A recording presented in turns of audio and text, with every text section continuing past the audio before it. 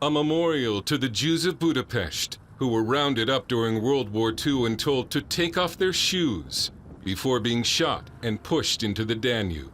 Hungary's Jews are fearful again because of a return of anti-Semitism. Hungary has been going backwards economically for years.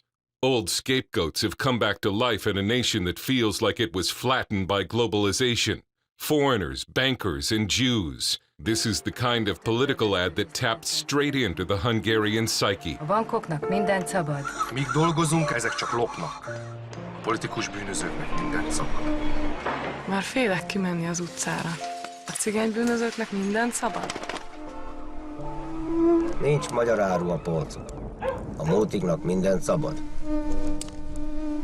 It's an ad for Jobbik, now the third largest party in Hungary, and some say a possible long shot to rule Hungary in a coalition government someday. Far-right racist parties are fairly common in Eastern Europe, but Jobbik is different.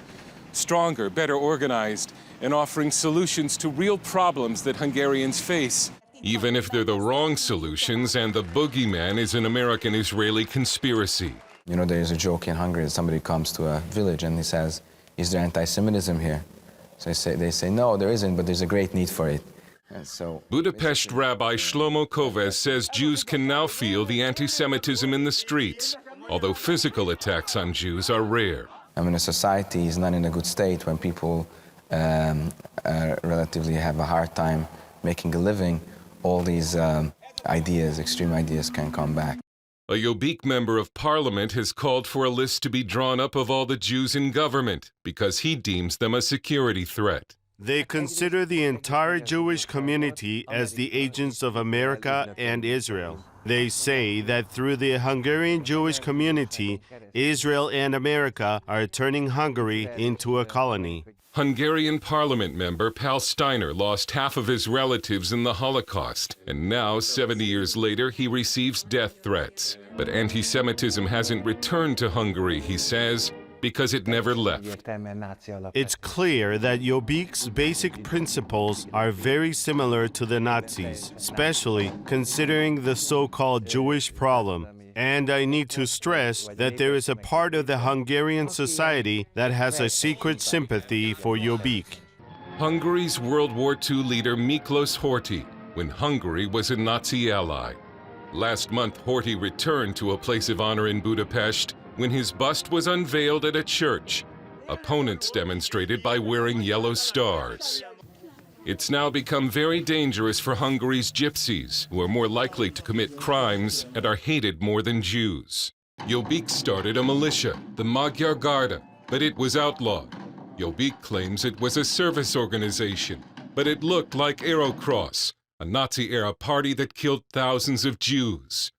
It's an open question as to whether Hungarian society is getting healthier or getting sicker. Sadly, I have to say sicker because of growing intolerance, because of growing poverty. We asked one of Hungary's leading political consultants, Viktor Szigetvári, if Jobbik could end up in a governing coalition someday, as some predict, or if they're too radioactive for other parties. They are radioactive, but it is possible that we might have a minority government created after the 2014 general elections. And in this context, it will be interesting what role Jobbik will play. I believe that it is a no-go area, not in Hungary, not in Europe. Jobbik turned down our request for an interview, telling us, "We do not want to help you on the issue of anti-Semitism. Jobbik is dealing with much more important problems right now. The sellout of soil to foreigners and to oligarchs close to the government, the corruption scandals, the chaos in education, and the catastrophic state of public safety." Jobbik repeatedly denies that it is anti-Semitic. On its English-language website, it seems to disavow some of the very positions its leaders have spouted publicly. Jobbik says it does not deny the Holocaust, but it also does not like Israel. We interviewed one former Jobbik member from a rural area who said he never heard talk of anti-Semitism at Jobbik meetings he attended. But we also interviewed a former Jobbik leader who had to leave the party when he discovered that he was a Jew. The problem is that there are clever people in Jobbik. It's a two-faced party. what they say among themselves and what they say in front of the public.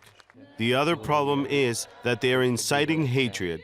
They're poisoning the population in Hungary. Steiner and others told us Jobbik should be considered very dangerous.